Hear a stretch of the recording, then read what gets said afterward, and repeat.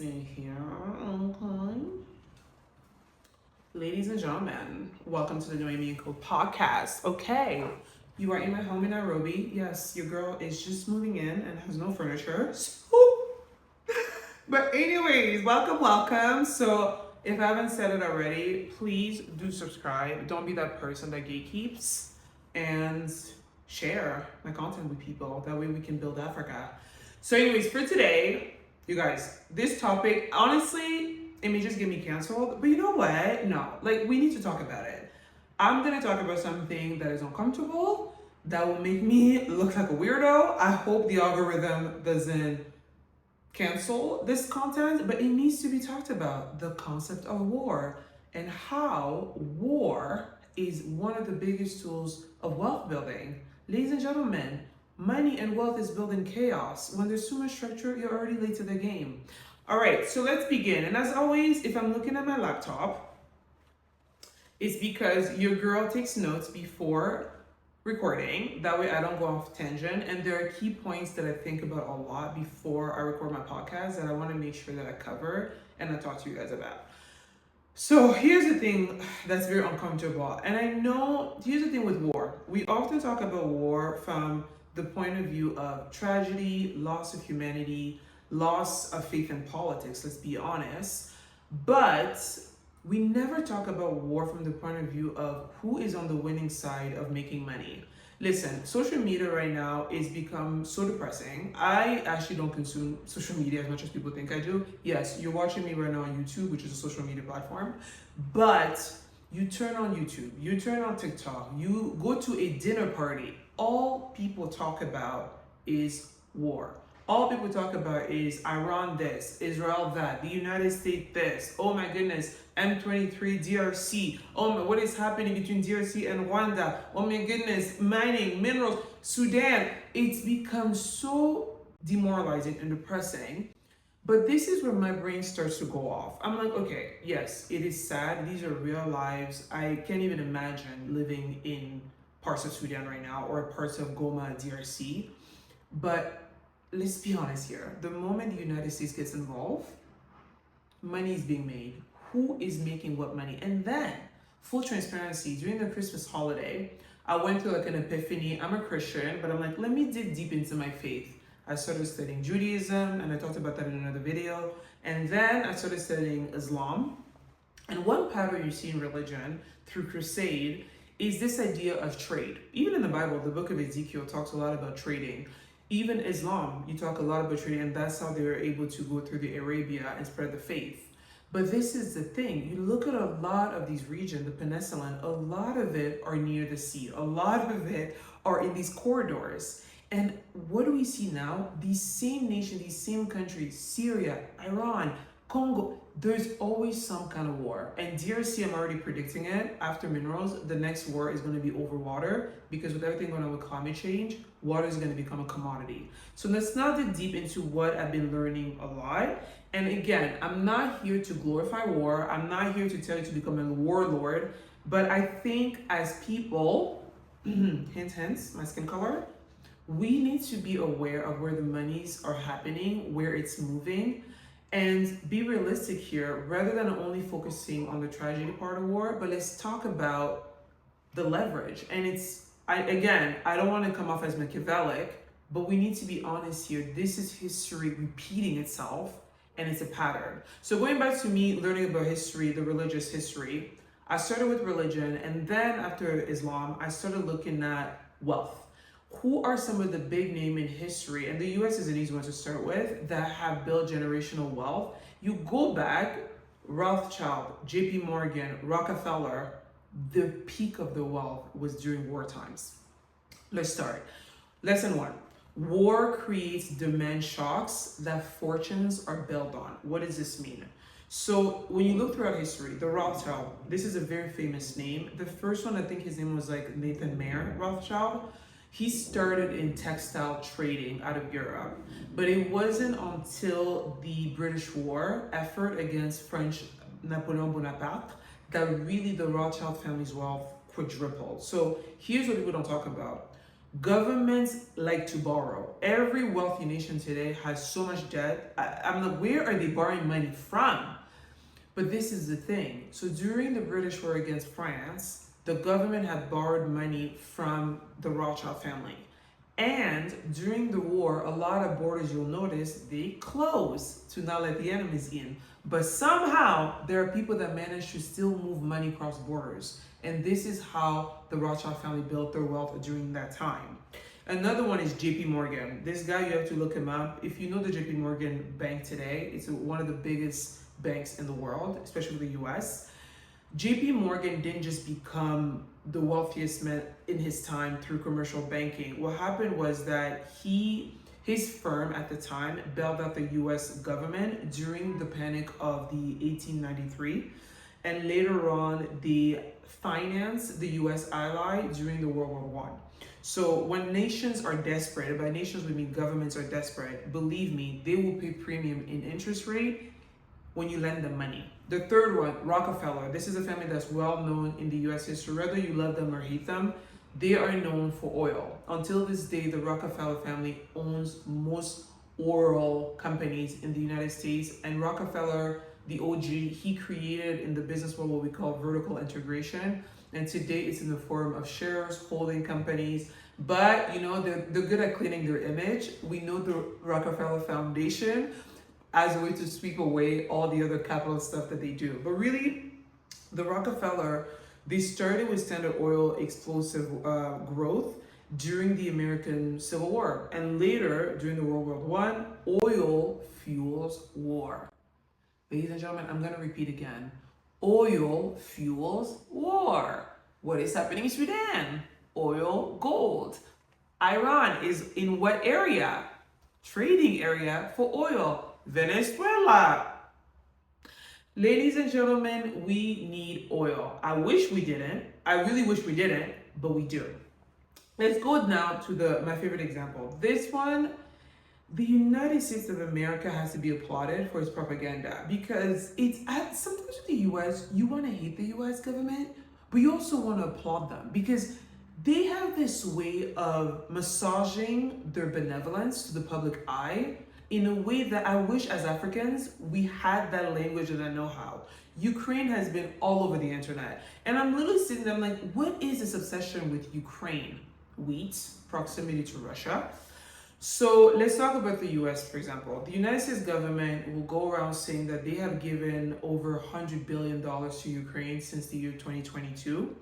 The narrative that the US will sell you that is for humanitarian, we need to help Ukraine. My American friends, the moment you even say Russia, they're just like, no, we need to help Ukraine. We cannot support this. Then they turn around and then they go buy from Starbucks, which we all know Starbucks stands. Anyways, the US government will say that they committed over $100 billion to Ukraine, but what they don't say, and I wish they would say more, in the $100 billion, more than 80% of that has stayed in the United States, never left the US soil. It's what's funding defense contract. Rarely would you hear people, Americans that work for defense, say, I work for the US government. No. These are independent firms in any capacity that get to benefit from the $100 billion. This is it. This is how war fuels contracts, jobs, opportunities. Because where's the money going? Intelligence, weapons, bombs, you name it, right? And so when we talk about defense contracts, look it up on the internet. The biggest region in the US is Alabama, Texas, Pennsylvania. Logistics company that move these weapons, intelligence contractors, shout out to Palantir, Peter Thiel. We know him from PayPal Mafia. Energy companies. Energy is big right now. Like even Congo, if you want to start an energy company, this is the time to get in, right? So when we call this money aid, the humanitarian facade of war, it's this idea of transferring wealth to American private sectors for their balance sheet. Whether you hate on this strategy or not, a smart government has to look out for its country. So the same function, but different vocabulary, different legitimacy, right? It's always this idea that on the public eye, let's sell the tragedy, let's sell the humanity, but behind the scenes, there is money being made. Now, here's a solution and what this means for us fellow Black Africans. And I'm in this with you and I'm reflecting on this. My lesson that I'm learning from this is if I continue to only see war as a tragedy, I'll never see the opportunities. And again, Noemi, are you encouraging war? No.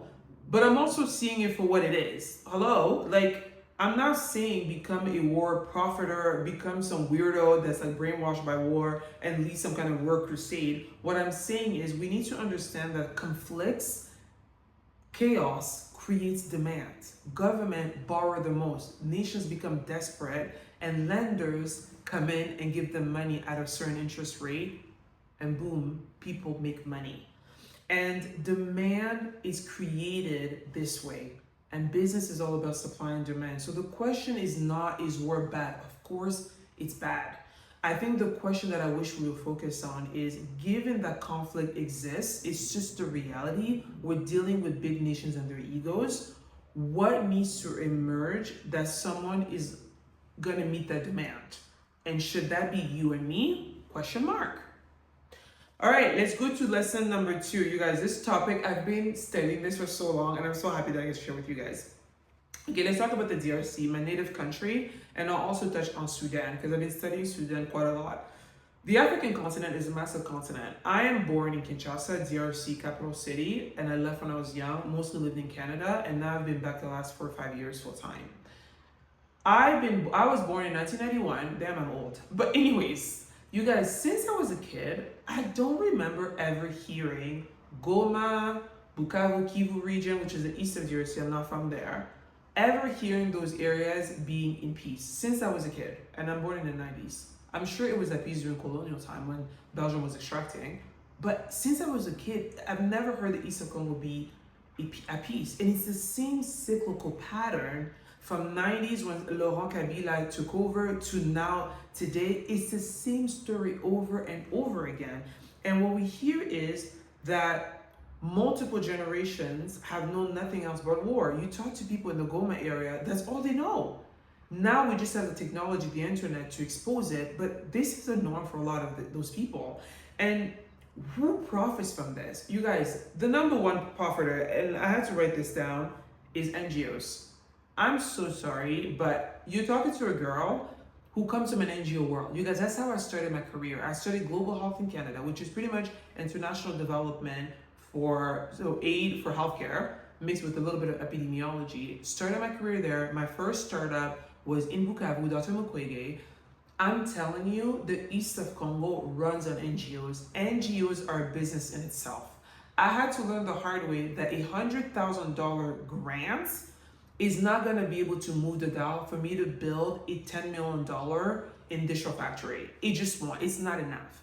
But NGOs in itself are a business. So you either position yourself as a business in times of war as an NGO, not as an employee of NGOs. And this is what I'm trying to get the rest of you to understand. And this narrative that NGOs are good doers all the time, I think it's false. It's a business.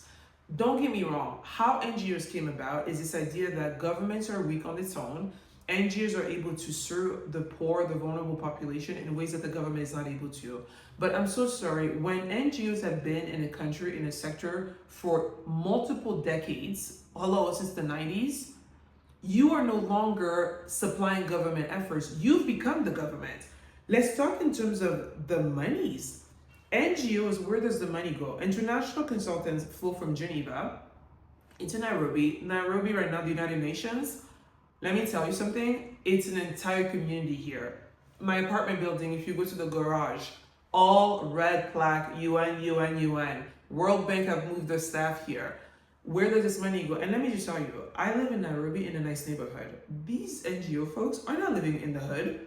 They are living in bougie areas. They have private drivers. If they don't have private driver, they have cars that the UN is paying for. If you work for the United Nations, you go by P levels. Don't get me wrong. If the UN offer me a consultancy gig, I'll take it. Why not? Pay for my rent.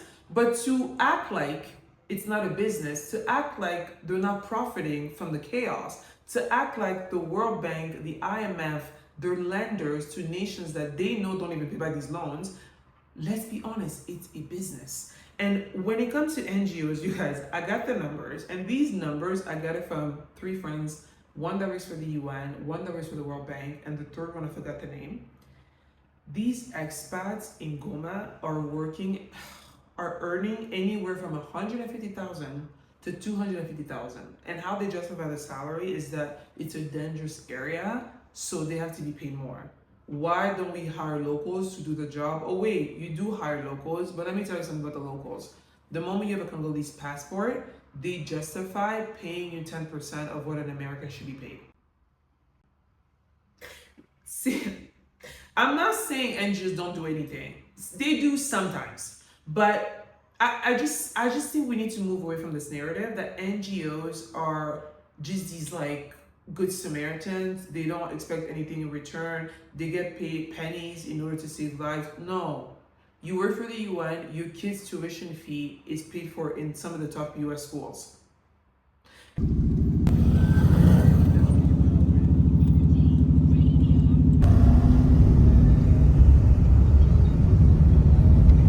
And I really think that there's even other parts of NGOs that we don't talk about.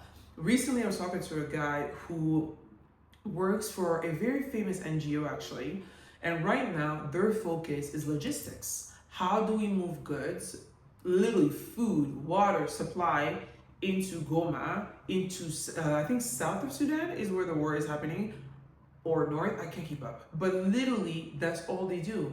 And so he himself has a logistics company like me. He bought the trucks in Kenya. He buys the goods in Kenya, the food, the water, you name it, drives all the way to Beni Kivu, drives to Sudan, supplies and gets out. And that's his contract for the next 5 years. In my mind, I'm like, how are you locking in a 5-year contract? Does that mean the war is going to go on for 5 years? Apparently. And who's going to make sure that the war goes on for that long for these contracts to stay intact? So another one is a water seller. I know a guy in Goma, he supplies water. Before everything happening right now in Goma, he was making good money because water is an essential business. It is an essential good. You guys, since the war broke out with M23 and all that jazz, and Goma has become almost like a landlock apparently, this guy's sales has quadrupled. He is making well over $50 million a quarter. $50 million. Another one, security contractors. Little did I know, private military companies, so local guards, armed escorts, when the state cannot protect you during war because the state literally cannot, guess what you do? You hire private contractors for security and they charge accordingly. Another one, the miners. So when I say miners, I'm not talking about under 18, I'm talking about minerals in mines. Cobalt, gold, tin. So the minerals that power electric cars, that power my iPhone, which I'm using to record my podcast, they have been fueled by conflict for decades. It's just the truth. And this is something that I have such a hard time understanding. Like, mining companies, if they were to pay the real price for the minerals, it would just be too high. So a lot of it is purchased in the black market for dirt cheap, hence conflict. Who controls the mining sites? A lot of time it's armed groups, like militant groups. You gotta cooperate with them in order to extract the minerals. So who's doing the cooperating, paying who for what? International company buy these minerals. How are they doing it? How is my iPhone has a chip manufactured, I don't care, in Taiwan, Nvidia, you name it, but those raw minerals come from mining sites controlled by armed groups. The war continues. So I'm not saying this to be a villain, to be Machiavellic, but I'm just saying that there's a game at play. There's people making money from this. We need to understand it because the way I see the world going, especially the next war towards AI, it's not going to end anytime soon. And mark my word, you're going to see it. Noemi called it. The next word for DRC is going to be water. It's just, it seems like war has to happen for people to make money. And the tragedy, the humanity is not even in question. And who's winning? And so for this, what I'm trying to say and what this means for you and I, this is the second lesson that I'm trying to learn. And I'm grappling with this, but I have to accept it. We need to stop pretending that the war economy doesn't exist. I think this is the biggest thing about living in sub-Saharan Africa that I've learned. There's a difference between what you think is right versus reality. And you accepting reality for what it is does not mean you agree with all of it, but you not seeing things for what they are and staying in your little bubble of humanitarian while people in power are benefiting and making sure that you stay at the bottom of the hierarchy of the economy does not serve you. And I really think the question is not should we engage? The question should be how do we engage ethically and strategically? I'm so sorry, but NGOs, they're in on it. Logistics company, they're in on it. Minerals, mining areas, they're in on it. Security contractors, they're in on it. Water supply, they're in on it. Why can't we? And to me, the way I see, even the guy that's doing logistics under an NGO to supply the Goma area in Sudan, it's a great business. I have a logistics company in DRC. It's a great business. All we're doing is moving goods. And recently, we even launched air cargo Kenya to Congo. All I'm doing is moving goods, and people need goods, right? So, and these are essential goods. So whether or not there's peace or there's war, people need these things. So why is it that you cannot be that person that moves those goods? Why are we letting others, and a lot of time it's not people with my skin color that are controlling this, play the game, and then we're whining. So lesson number 3, Lord, Sudan. A new war, the same players. Sudan, to me, it's like Congo. These two countries constantly break my heart. We have been cursed with too many resources that we simply cannot seem to govern.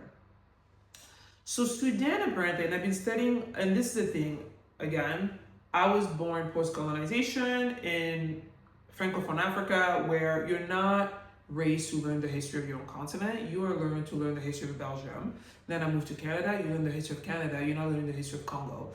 So as an adult, I'm unlearning and relearning the history of the continent. And so I finished learning about Congo, and now I'm really trying to learn about some of the northern parts of Africa. So Sudan, and I really started understanding Sudan. So from what I understood, the most recent war of Sudan, started in 2023. It's been over 2 years now. The same pattern is emerging. So what we see is NGOs are thriving right now with Sudan. If you are in the agriculture space, if you are in the humanitarian space, if you are in God knows what else space, and you need seed funds, so check size less than $250,000, and you want to operate in Sudan, this is your time. Because these NGOs like the UN, USAID, which people think is not functioning anymore, it still is, just under another department of the US government.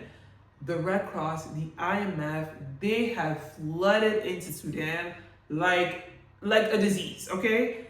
The same dynamic as Congo. High paid expats, expensive security, contracts going to international firms who bring in their own people into our country for a short time frame, big paycheck, and then they're out.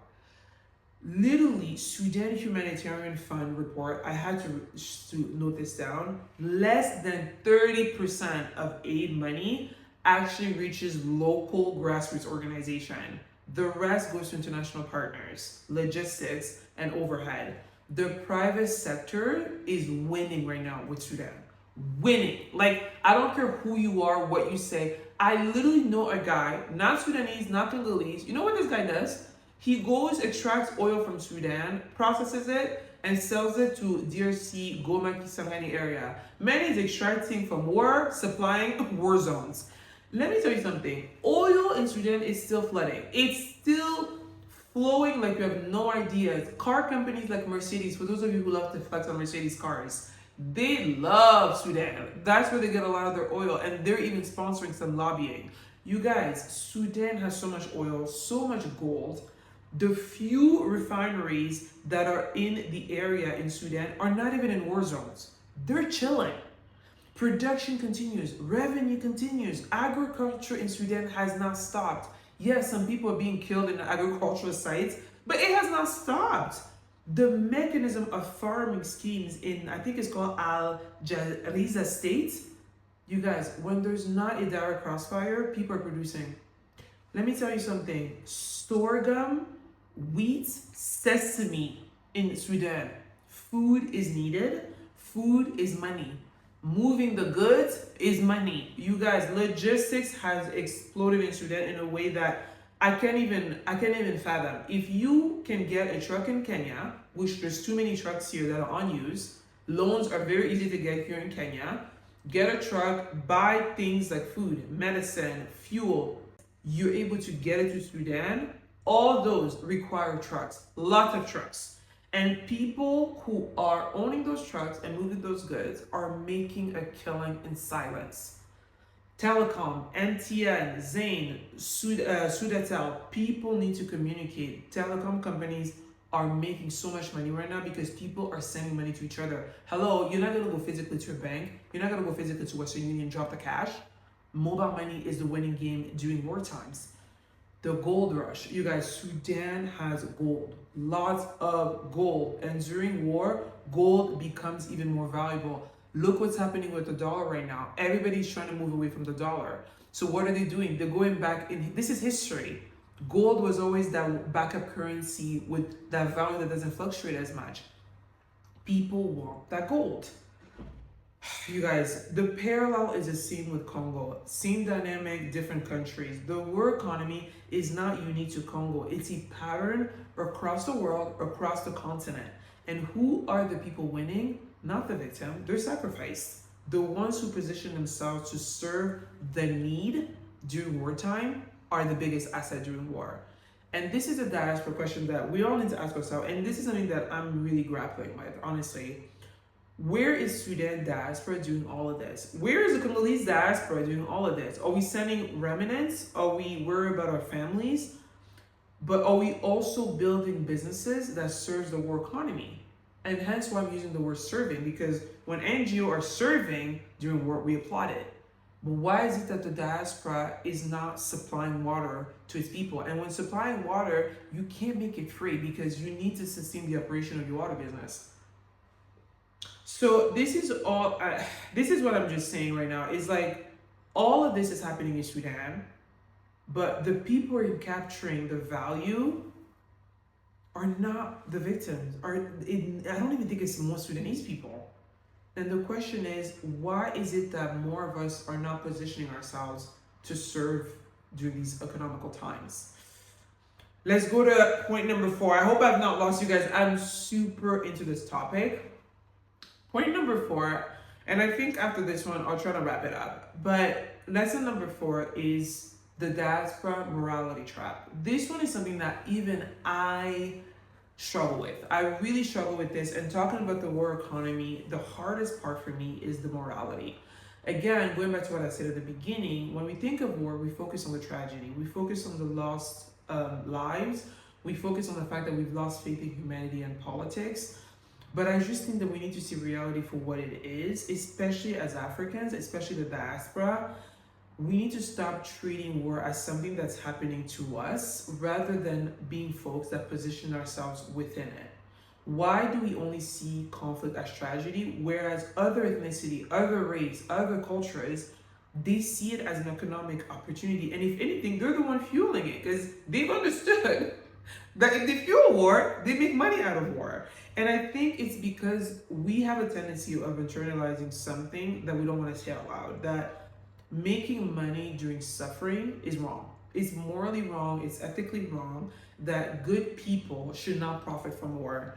But here's a question that I think for me, I just keep asking myself, and I just can't, I can't get this out of my head, is it more moral to let international NGO take all the money, or for local businesses to capture some of that value? Is it morally wrong or just to let Chinese logistics company move more supply into these countries, or for Congolese or Sudanese people to have logistics company to move the same goods? Is it morally right or wrong to let foreign contractors earn the margins, or for local entrepreneurs to earn it? So if the war is happening, regardless of us thinking that it's right or wrong, supplies are moving, goods are moving, contracts are being signed, money is being made. Why is it that we're not the one capturing this value? And this is the visibility problem. When American defense contractors get 100 million contracts, no one calls them war profiteers. No one. It's called national security. Again, I need you guys to start watching these things. I need you guys to learn signaling.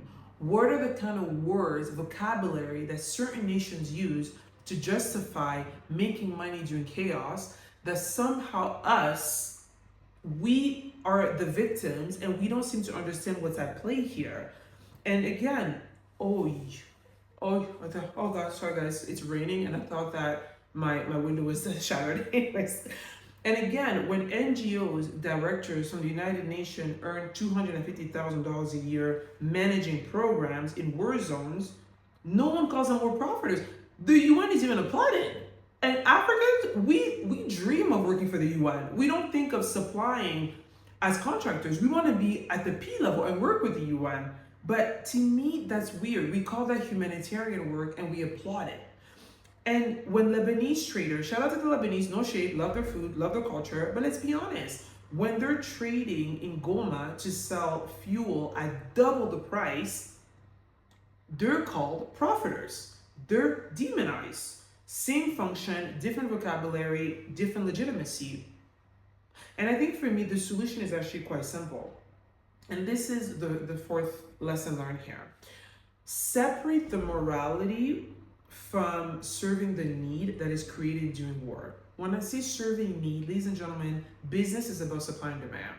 Where is the demand and how do I become the supplier of it? And how do I get paid for it?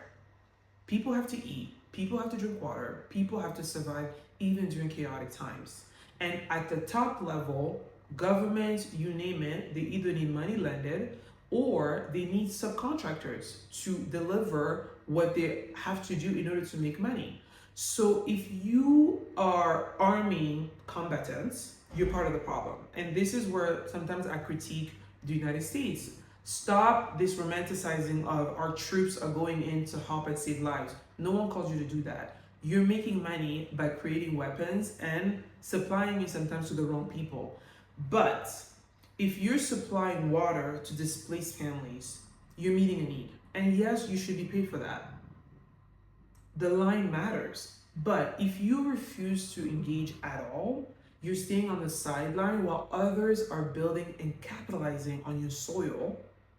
I don't think you're being moral. I think you're just being absent and you're trying to convince yourself that you're a good person and that you're the good Samaritan in the biblical story. And I'm going to be honest, I battle with it. I really battle with this because it's the moral compass. But I'm like, Noemi, that's just dumb. That's dumb. DRC is your country. And let me tell you, maybe with one hand I can count how many Congolese people are supplying during this time. But every other race is coming in right now. Let me tell you, every other race in mankind is coming into Africa and understanding that this is the time for them to make money, but us. And I just think that these are the questions that we need to start asking ourselves as members of the diaspora, as Black Africans, the people who feel the absence, the need that needs to be met during this economic war times. Why can't it be us? So anyways, I'm just saying, this is just, listen, who is positioning themselves during conflict to capitalize? The Chinese are. They're securing mining deals in DRC, and now it's across the continent through loans. Russians, they're doing it. Wagner, African Corps, they're trading security for resources, right? The Gulf states, I mean, what's happening with Sudan right now, mark my words, Saudi Arabia, UAE, they're winning. They're building agricultural land in Sudan, in Ethiopia, in Somalia, and Somalia just discovered oil. And Somalia is right by I believe, the Indian Ocean area. So all these Gulf Arabia, they're securing food and water for future where their own resources are depleted, because what do they have? And us, the African diaspora, we're sending remnants, we're watching the news, we're worrying, we're chit-chatting on TikTok with weird comments, but we're not supplying the demand. So anyways, all of this to say, whether it's water, energy, food, minerals, these are essentials. These are what people are fighting for. Why can't you be the supplier, the logistics person moving these goods? Anyways, thank you all for watching me ramble. But this is a topic that I'm really passionate about and I'm going to keep studying it Get in the comments, share your thoughts, and as always, please subscribe. And I hope you have a good day. Cheers.